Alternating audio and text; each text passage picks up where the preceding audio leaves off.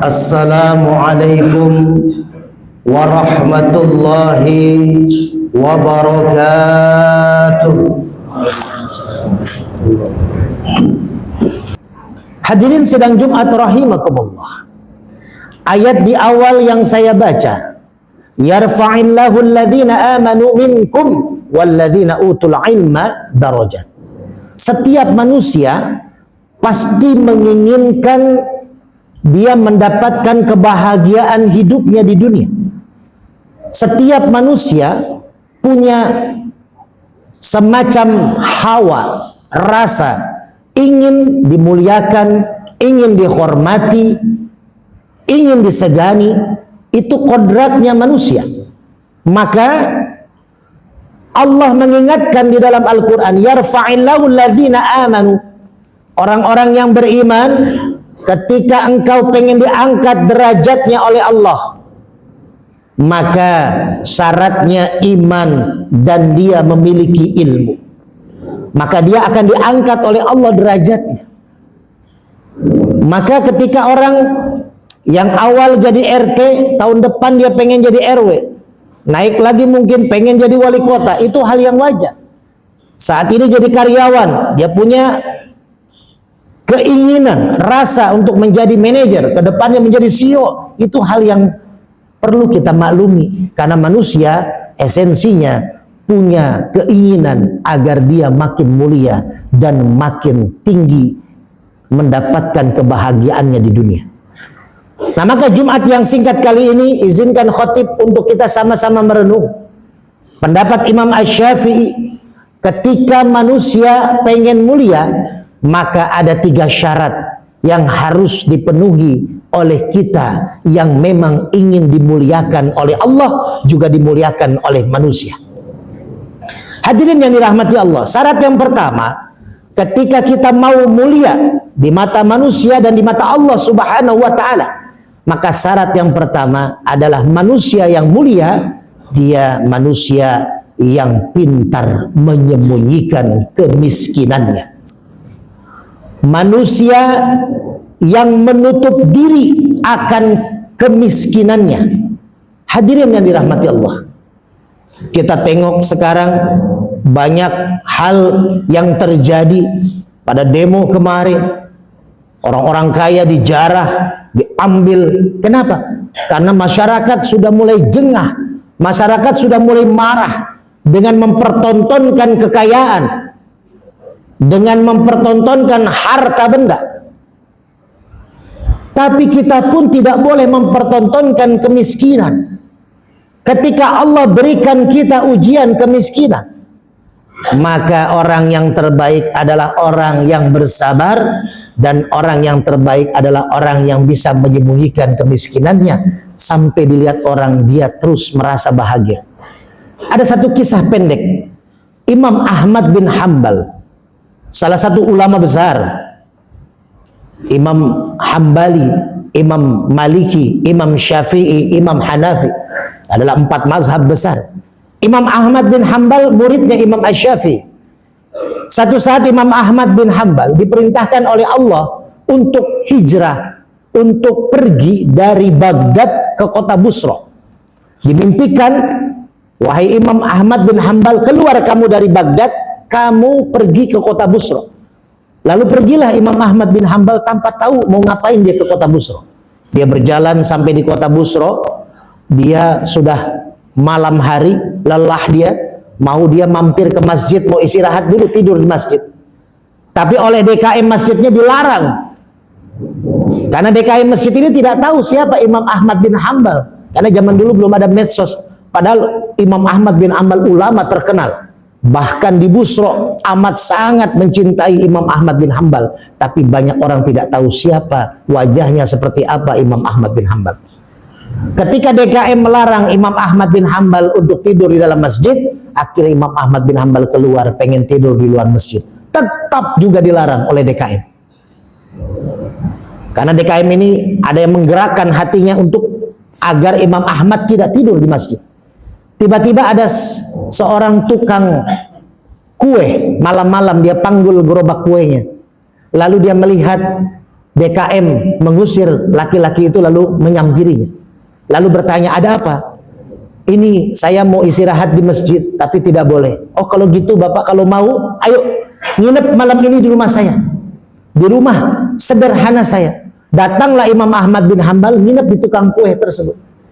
Ketika melihat rumahnya sederhana, bahkan mohon maaf, rumahnya seperti orang yang memang tidak punya. Rumah kecil, rumah sederhana sekali. Lalu Imam Ahmad tidurlah di rumah itu. Dia menikmati suasananya sampai pagi hari, dia sholat subuh, lalu disiapin sarapan.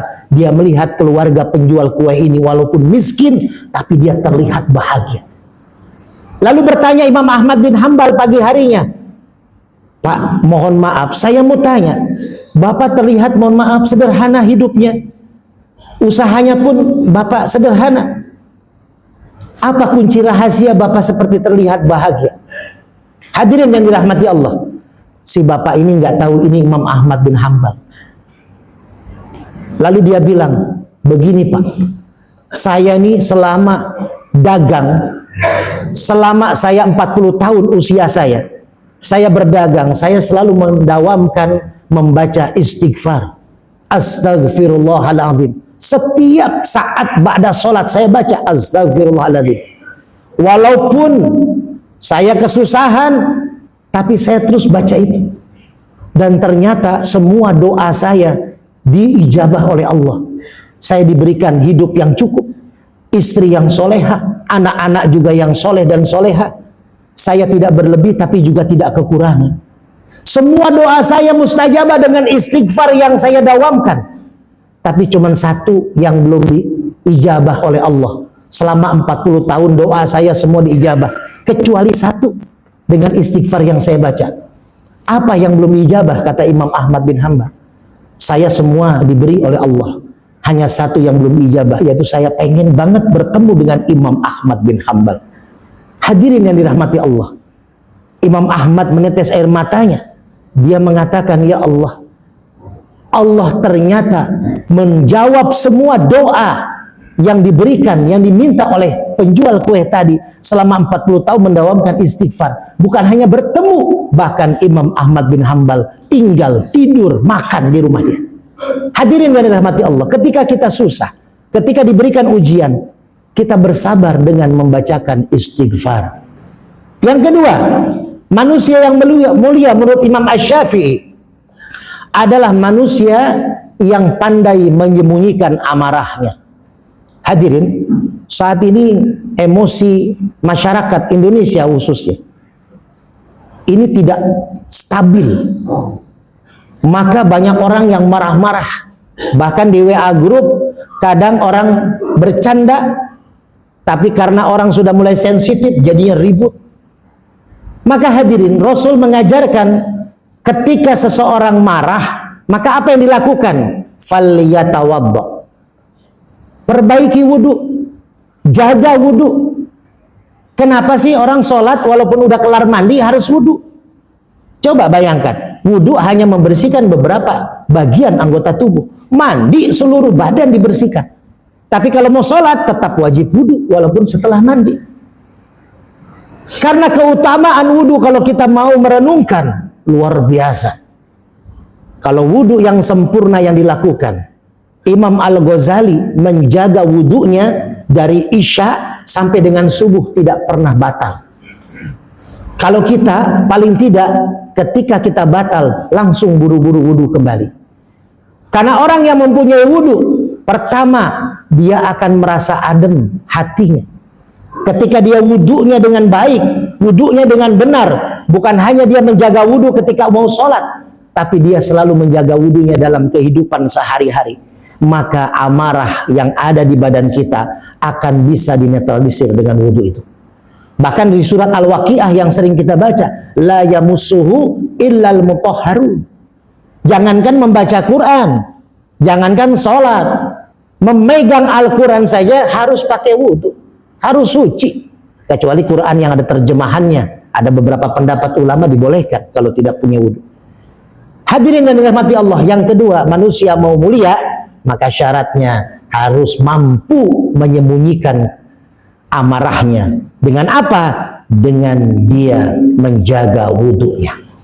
Hadirin yang dirahmati Allah, dan yang terakhir, menurut Imam Asy-Syafi'i, manusia yang mulia adalah manusia yang pintar dan mampu menyembunyikan kesedihannya. Hadirin yang dirahmati Allah, setiap kita yang hadir di masjid ini pasti punya masalah, pasti punya kesedihan. Maka kesedihan yang kita dapatkan, setiap manusia dalam Al-Quran, kullu nafsin dha'iqatul maut, setiap manusia yang bernyawa pasti mati. Tapi bukan itu masalahnya. Kata Allah, sebelum mati, wa nabluukum bisyarri wal khairi fitnah wa ilaihi turja'un. Maka sebelum kita mati, Allah akan uji kalian, kata Allah, dengan ujian kesedihan dan ujian kebahagiaan, ujian kesusahan dan ujian kebahagiaan. Hadirin, bulan Desember tanggal 15 hari Ahad subuh, ketika saya mau berangkat ceramah subuh di Celodong, Depok, tiba-tiba saya ditabrak oleh motor besar, motor gerobak, patah 3 kaki saya. Jam 4 subuh, kata terapisnya 2 tahun baru bisa jalan. Tapi alhamdulillah, tasyakur binimah, dengan support para ketua DKM masjid di kota Depok dan di Jakarta, 6 bulan saya kaki digip bisa berkhutbah kembali keliling Jakarta Depok, walaupun masih menggunakan tongkat. Kesedihan yang dialami itu pasti memuncak. Kita tidak bisa apa-apa, tidak bisa bekerja, anak 4, 3 pesantren, istri ibu rumah tangga. Tapi ketika kita sabar, diajarkan oleh para ulama, banyak baca, dawamkan alhamdulillah, bersyukur. Itu kan Indonesia. Orang Indonesia itu kalau kecelakaan, alhamdulillah, untung masih selamat. Alhamdulillah. 6 bulan kita tidak bisa ngapa-ngapain, tapi alhamdulillah sampai dengan sekarang hampir 10 bulan saya bisa berdakwah kembali. Majlis zikir kami masih bisa mengadakan santunan walaupun kondisi sayanya masih belum bisa maksimal. Kita masih bisa berbagi, kita masih bisa menguatkan diri. Hadirin yang rahmati Allah, pasti kita punya kesedihan, pasti kita punya ujian, ujian bermacam-macam, ujian rumah tangga, ujian pekerjaan, ujian kesehatan.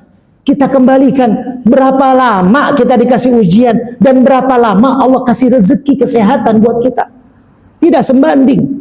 Maka hadirin, yuk syukuri dengan perbanyak baca alhamdulillah. Syarat kalau mau jadi mulia, kesedihan pasti ada, kesusahan pasti ada. Kita manusia, tapi manusia terbaik adalah yang kuat menahan ujian itu sebagai tanda sayangnya Allah kepada kita. Hadirin yang dirahmati Allah, mudah-mudahan 3 hal ini menjadi syarat menjadi mulia ada dalam diri kita masing-masing, dan mudah-mudahan kita diberikan oleh Allah kekuatan agar kita bisa menahan untuk menyembunyikan kemiskinan kita, dan kita bisa ditahan oleh Allah untuk menyembunyikan amarah kita, dan kita bisa ditahan oleh Allah untuk menyembunyikan kesedihan kita. Mudah-mudahan Allah selalu menjaga diri kita dari amal-amal baik kita, agar tidak amal baik kita terhapus dengan kesombongan, dengan keangkuhan yang kita miliki. Mudah-mudahan Allah selalu memberikan ridho kepada kita semua. Kalau kuasa Allah,